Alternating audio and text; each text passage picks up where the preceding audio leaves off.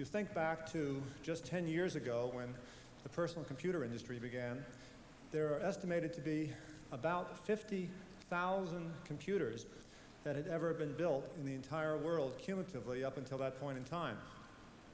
And yet, as we all sit here at Educom 87, there will probably be about 50,000 computers built in a single day. And we don't know where they're all going, but we do know that there are an awful lot out there and that they're touching a lot of people's lives. So I think that we're very privileged to live during an extraordinary period of time. It's a real turning of an era. The world is in a passage from the industrial age to the information age, and this is a time of profound changes in which the key economic resources in the world will no longer be capital or labor or raw materials, but rather knowledge, individual innovators, and information. And technologies which are emerging today will give us the ability to explore, to convey, and create knowledge as never before. And this has enormous implications for us as individuals, as well as for our institutions. Our colleges, our universities will take on especially heavy responsibilities as we make this transition. But we have an opportunity that is given only to few generations in history. And I believe that if we respond with our best creative energies, that we can unleash a new renaissance of discovery and learning. Now, in our global economy, we are moving from a hierarchical order to one of interdependence. Not long ago, the United States stood unchallenged at the top of the world's economic hierarchy. And drawing on the consuming power of an affluent population, this country built a strong industrial base. Our manufacturing companies added value to natural resources through technological know-how. Economies of scale favored the development of large, highly structured institutions. Today, however, we are not at the top of a pyramid, but rather just one node along a network. Our once exclusive know-how is available to many newly industrialized nations such as Korea, Taiwan, Singapore, Mexico, and Brazil. And what is at risk as the United States loses economic primacy is not simply our own standard of living, but also the health of the world economy. The global economic system functions like a biological ecosystem. An unbalance in one sector can affect the whole. And I think a good analogy can be found in the shrinking rainforest in Brazil. Do you know that 80% of the world's oxygen comes from the Brazilian rainforest? Yet we lose, through the cutting of trees and the clearing of land, a landmass the size of the state of Nebraska every year. And if we keep doing that long enough, the decreasing amount of oxygen in the atmosphere will alter the entire ecosystem of the planet. And the United States participates in the world economy not simply as a producer, but also as a marketplace. If our population loses the ability to afford our own products, it also will not afford Japanese automobiles, electronics from the Pacific Rim countries, and so forth.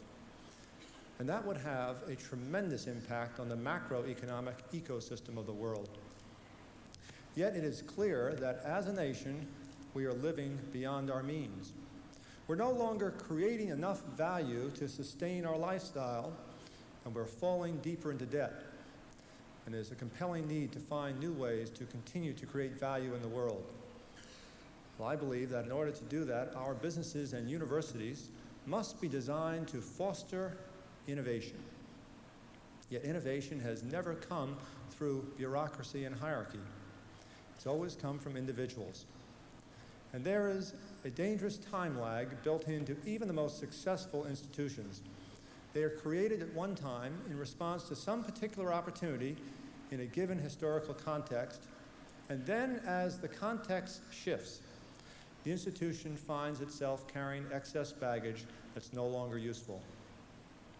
Well, how will organizations designed to thrive in the 19th and early 20th century learn to contribute to the 21st? Only by reinventing themselves through refocusing on individuals. The A key strength of the 21st century organizations will not be their size or their structure, but their ability to simultaneously unleash and coordinate the creative contributions of many individuals.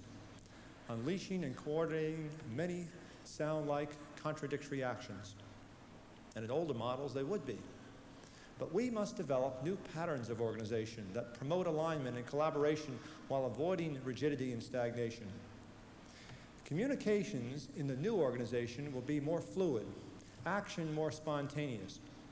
Now think of the speed and agility of basketball versus the massed force of football. Or think of a jazz combo, trading solos versus a marching band in lockstep. The individuals who will succeed as contributors in these new organizations also need to change. In fact, change will be the one constant in their careers. Over-specialization and a limited perspective can be a dead-end trap. Students today cannot count on finding one smooth career path because by the millions, the jobs that exist today will change radically tomorrow. Individuals will need to have tremendous flexibility to be able to move from one company to another or from one industry to another.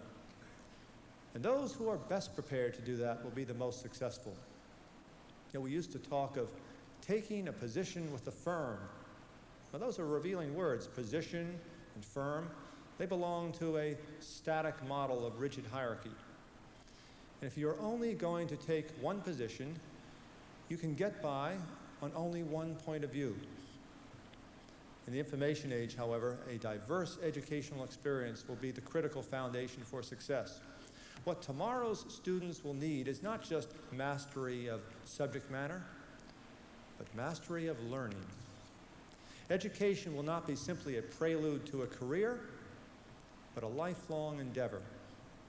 Now, let me list some of the requirements of this new paradigm for lifelong learning. It should require rigorous mastery of subject matter under expert guidance. And it should hone the conceptual skills that wrest meaning from data. It should promote a healthy skepticism that tests reality against multiple points of view. It should nourish individual creativity and encourage exploration. And it should support collaboration. It should reward clear communications, and it should provoke a journey of discovery. And above all, it should be energized by the opportunity to contribute to the total of what we know and what we can do. Higher education has traditionally defined itself in terms of two missions: instruction and research. In the past, these have been seen as very different activities. Research, which is primarily the domain of faculty and graduate students, is the process whereby we increase the world's store of knowledge. Instruction, which involves all students, is the process whereby we transfer some subset of knowledge to individuals. But as we have seen, it is no longer enough to simply transfer knowledge to students. It is not as though we can give young people a ration of knowledge that they can draw on throughout their careers. Instead, we need to give them access to the unbounded world of knowledge. And that means we must prepare all students, not just the professional scholars, to embark on a lifetime of learning and discovery, which means that our students will not simply be learners, passively absorbing subject matter, but really more like researchers, actively exploring their environment. To work in research is to recognize that knowledge does not reside privately in individual minds or textbooks or journals or libraries or laboratories or databases.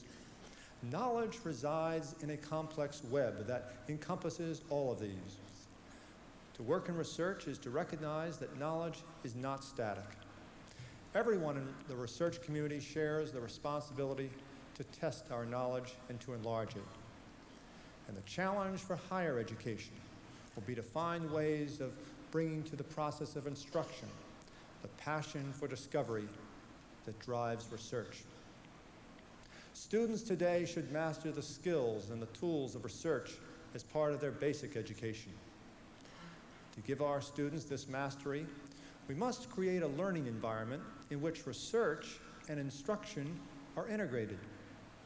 I believe we all can make important contributions to that process.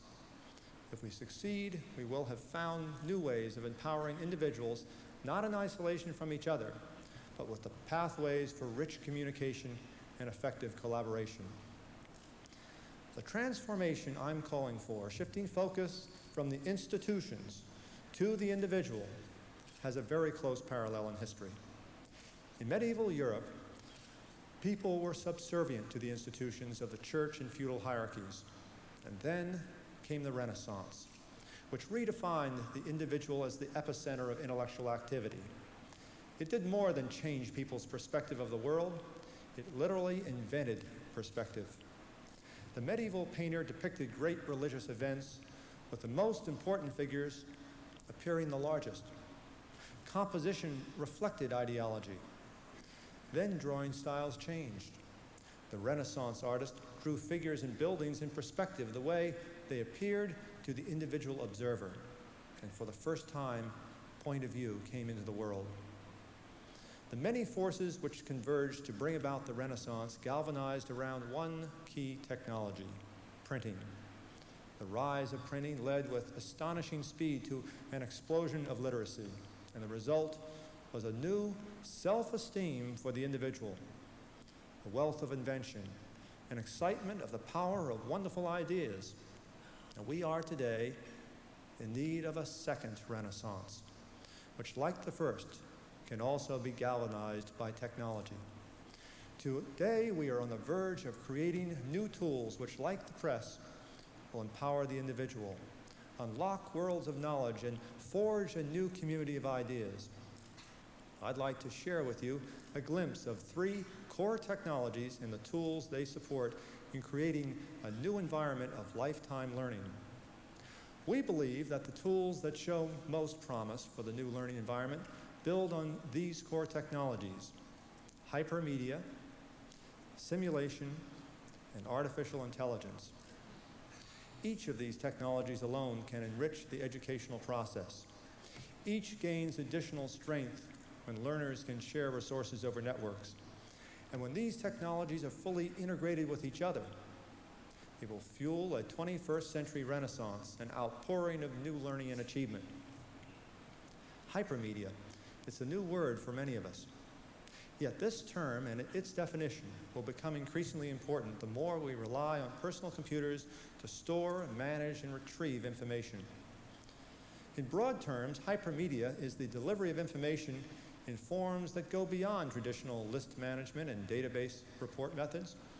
More specifically, it means that you don't have to follow a predetermined organization theme when searching for information.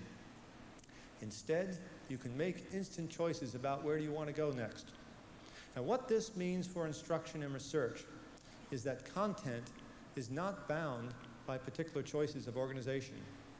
Instead, content and organization become complementary tools that act on each other to deepen our understanding of the world around us. Now, here's an example of a hypermedia center in pathology called HyperPath.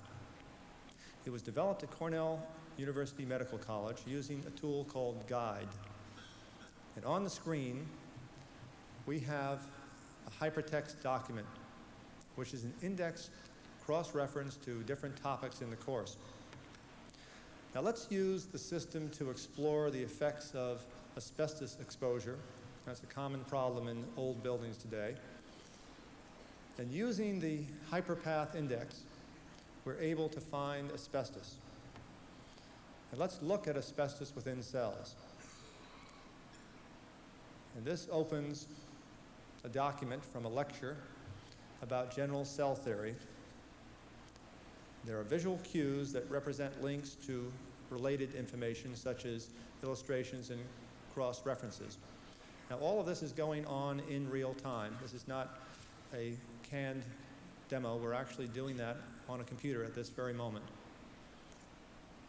The color icon, for example, indicates a link to a library of over 24,000 video disc images. Now here we've called up an image describing asbestos damage within the cells. And the text marked in the bold face can unfold new layers of information.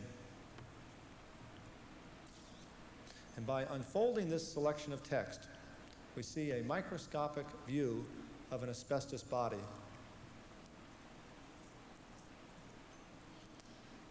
Now, the phrase tissue damage is underlined.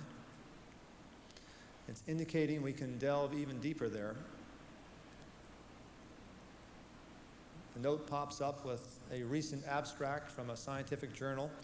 It's giving a short discussion of tissue damage caused by asbestos exposure. Now, since asbestos fibers in the environment cause a type of lung cancer, we will examine one of these types of cancer in greater depth using a cross-reference. Toward the bottom of the screen, the phrase in italics, mesothelioma, is a reference to another lecture in the pathology course.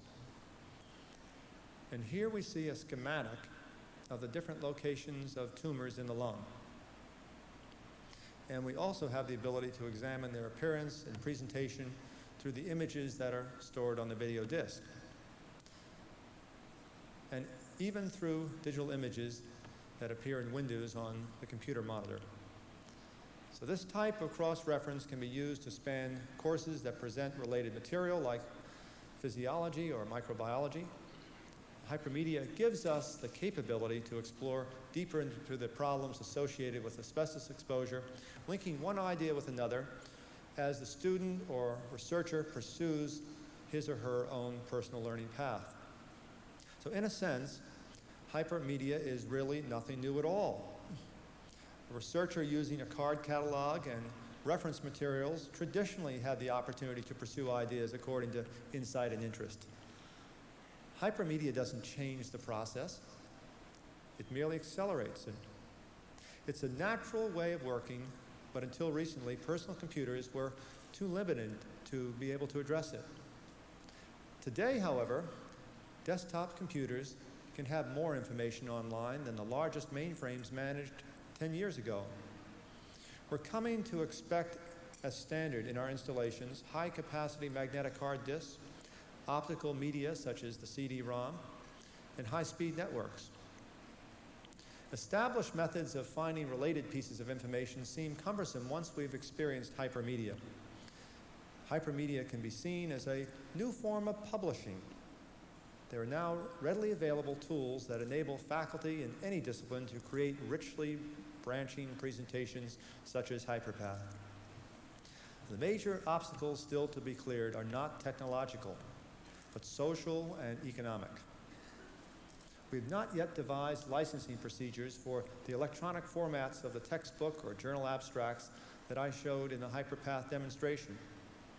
We must all work together through such forums as the Educom Software Initiative to address such issues as copyright and royalties, as well as access and security in the information age. Now, just as hypermedia offers a new paradigm for exploring vast amounts of information, the second core technology, simulation, pushes the boundaries of experimentation.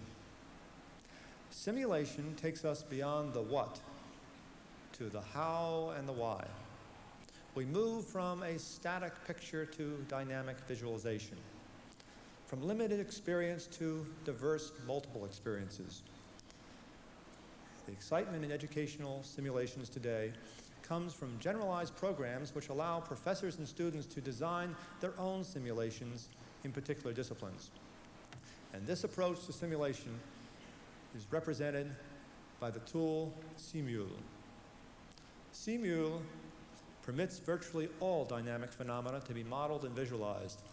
Just as the spreadsheet allowed us to ask what-if questions about financial calculations, this new class of software allows those what-if questions to act on a dynamic graphic system, whether in physics, chemistry, electronics, or economics. Now let's look at a simple simulation, the bouncing ball. Now here we see a familiar sight, the steady decrease of height of a bouncing ball. But this is more than simple animation. Simul constructs the visual display based on a set of calculations and formulas that account for gravity, the elasticity of the ball, and other real-world properties. If we change the assumptions in the model, CMUL can calculate the effects and make them visible. So let's play what if with our simulation. Again, we're doing this in real time. Now, how would a bouncing ball behave on the planet Neptune? Well, we know that Neptune is more massive than the Earth. So let's change the value of gravity from the minus 0.4 of Earth to the minus 2.4 of Neptune. CMUL incorporates this change into the visual display. The ball loses a lot of its bounce. You know, this could be a double simulation. It's either a bouncing ball on Neptune or it's the last 2 weeks on the stock market.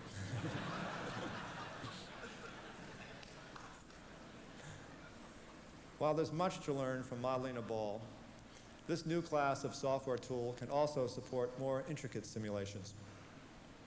A more imaginative one is this Corking Machine.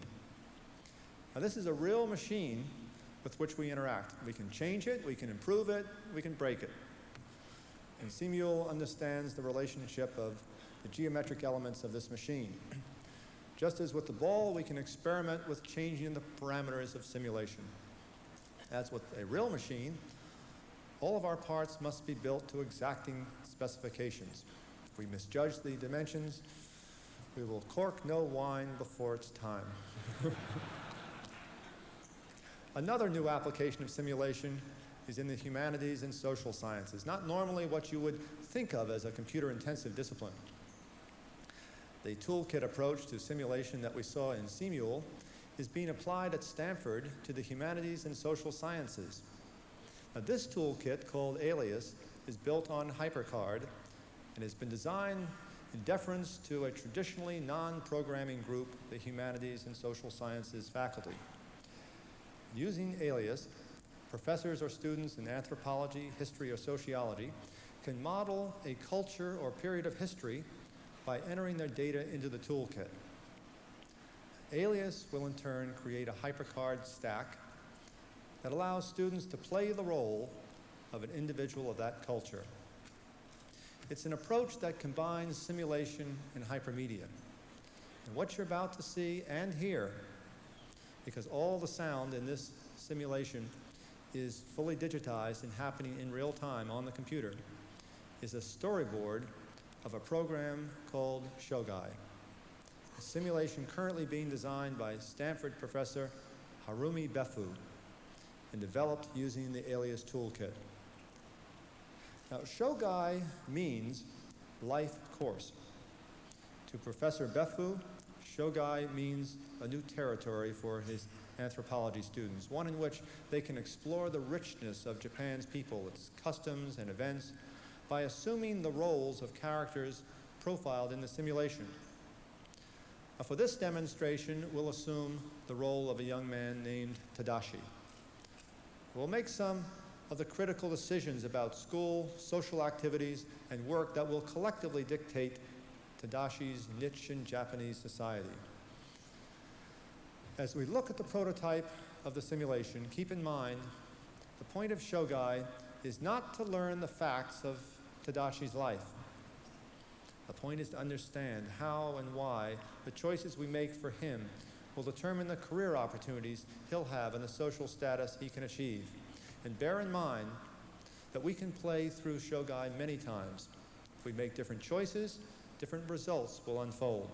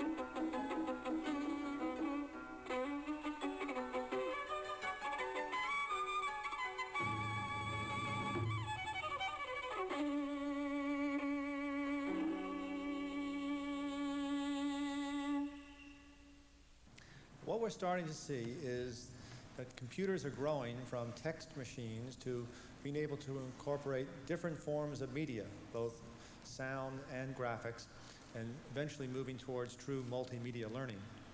Simulation and hypermedia tools exist today, though, and as they come into more widespread use, we will find two things happening. First, authors and publishers will continue to enrich our libraries of subjects-linked manner. And second, developers will continue to make the underlying tools more powerful. And we will have full 3D motion graphics and stunning images on CD-ROM. But perhaps the most spectacular advance will not be in the presentation level, but will lie deeper in the programming. Just a short way into the future, we will see artificial intelligence emerge as a core technology. Combined with our other core technologies, artificial intelligence will boost simulations and hypermedia to new levels of realism and usefulness. We will move, for example, from building molecules in 2- and 3-dimensional space to building the environment in which they combine, where each molecule understands the structure and behavior of the others. Another important contribution of artificial intelligence will be intelligent agents that can learn a user's preferences and search strategies. These agents will transform the nature of academic computing. Agents will be sent to prowl among remote databases and bring back the specific information and citations that you require. These future systems are not that far away. Soon faculty and students will be using systems that enable them to drive through libraries, museums, databases, or institutional archives. These tools won't just take you to the doorstep of these great resources, as sophisticated computers do now. They will invite you deep inside to see the secrets, interpreting and explaining, converting vast quantities of information into personalized and understandable knowledge. Now let's take a glimpse into one view of the future. Recently, I wrote a book which was really more about education than it is about business. And it talks about the possibilities of how we can use new technology to help revolutionize our education system to make learning more appropriate for the kind of world that we will have in the early 21st century. The product that I envision, that each of us has our own dream, and the dream that I have that we will someday build, is a product called the Knowledge Navigator.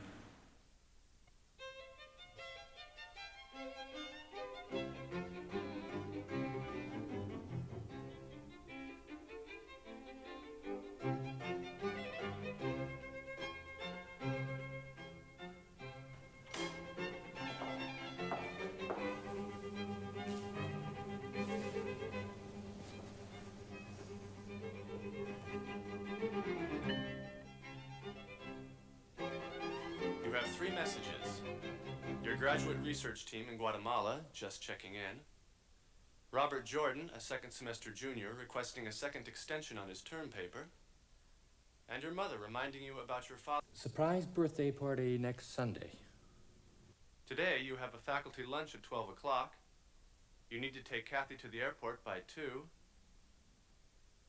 You have a lecture at 4:15 on deforestation in the Amazon rainforest. Right. Let me see the lecture notes from last semester. No, that's not enough. I need to review more recent literature. Pull up all the new articles I haven't read yet. Journal articles only? Fine. Your friend Jill Gilbert has published an article about deforestation in the Amazon and its effects on rainfall in the sub-Sahara. It also covers drought's effect on food production in Africa and increasing imports of food. Contact Jill.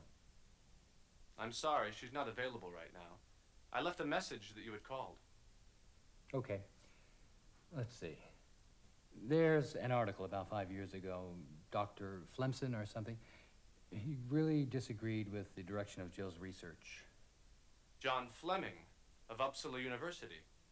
He published in the Journal of Earth Science of July 20 of 2006. Yes, that's it.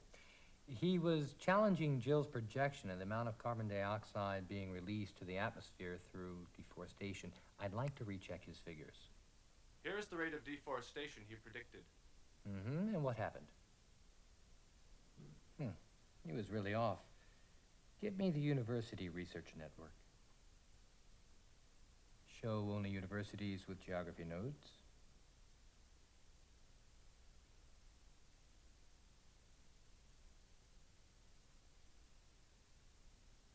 Show Brazil.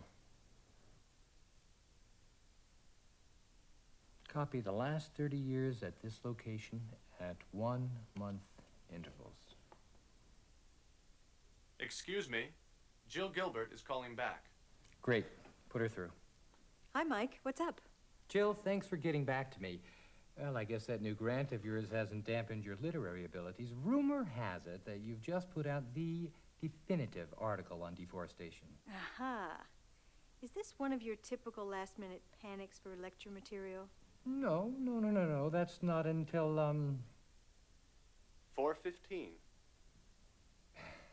Well, it's about the effects that reducing the size of the Amazon rainforest can have outside of Brazil. I was wondering, it's not really necessary, but, Yes. It would be great if you were available to make a few comments. Nothing formal. After my talk, you would come up on the big screen, discuss your article, and then answer some questions from the class. And bail you out again? Well, I think I could squeeze that in. You know, I have a simulation that shows the spread of the Sahara over the last 20 years. Here, let me show you.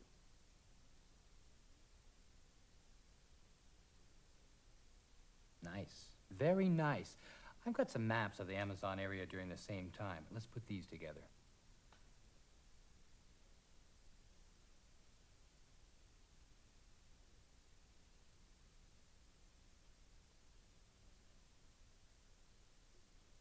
Great. I'd like to have a copy of that for myself.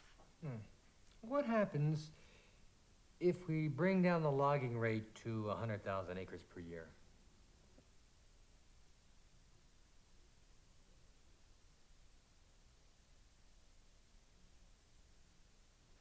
Interesting. I can definitely use this.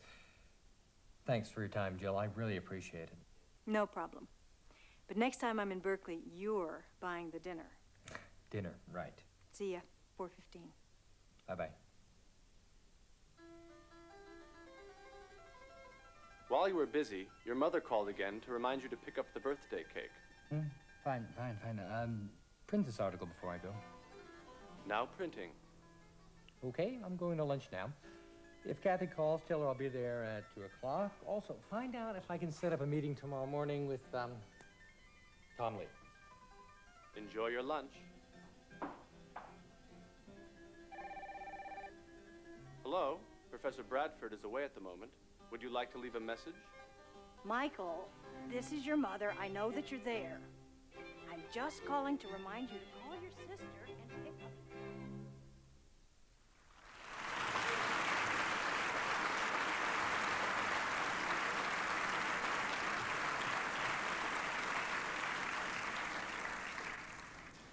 I've been asked by Apple lawyers to tell you this product will not be available by Christmas. However, all of the technology that it takes to build a knowledge navigator is today incubating in our universities or in the laboratories of our companies. And so I think that when we realize that it takes some 10 to 15 years for ideas to go from the incubation to the commercial products, it's not unrealistic that the technologies that are in those laboratories today will appear in commercial products sometime early in the 21st century. Herb Simon reminded us last year, we think of revolutions as being sudden events, producing far-reaching changes in a very short period of time. But the revolution launched by the steam engine took, by any reasonable account, 150 years. And changes in computing have been like a whirlwind in the last 40 years. But I think we've only begun to see what innovation and creativity can produce in this industry.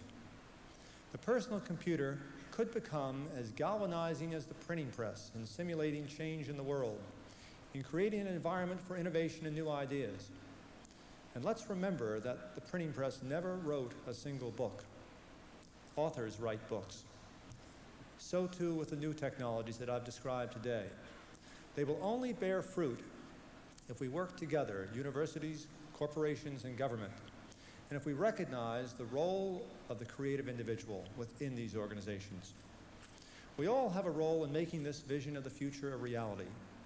The technologies we've seen today are only platforms. They are opportunities. They are possibilities.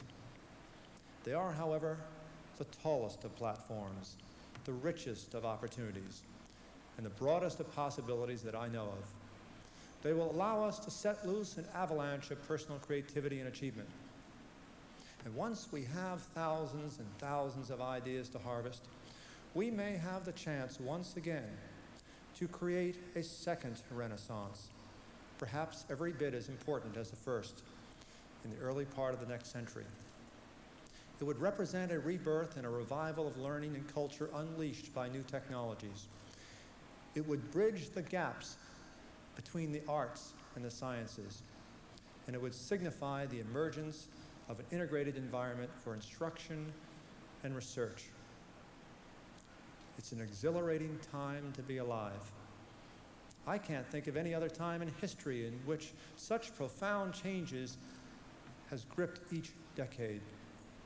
The next 12 years promise to be an eventful journey to the 21st century. And there's no place that journey will be more exciting than in higher education. Thank you very much.